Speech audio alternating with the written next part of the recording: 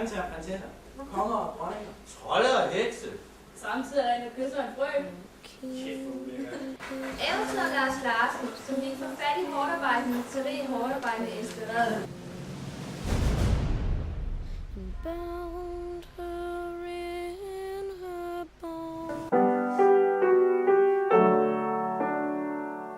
Goddag, jeg hedder Hans Hansen, og jeg har et godt tilbud til dig.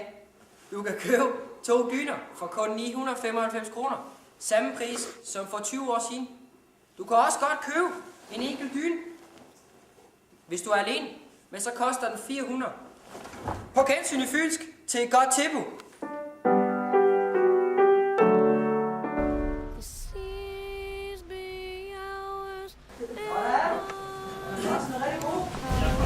Jeg beslutter for en gang mere. Nå, du er ikke sikker. Ikke helt. Og lige så sagt ja til at være fysikskanine. Det er det der. Hvad siger du? Står hun ikke? Så i det. Julie fik en lysende idé. Jeg vil på, hvad de kan være. Du siger ikke noget. Jeg vil selv sige det til hende. Tror du, går med til det? Ja, for søren. Jeg er alt for at gøre job. Der er en prøve til at betale det.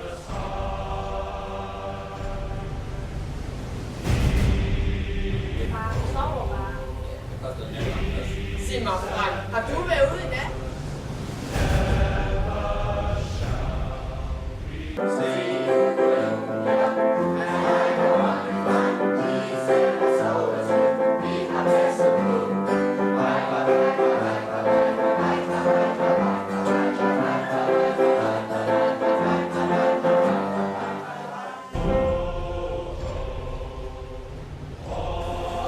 Det er faktisk overarbejde. Pas nu på, Lille.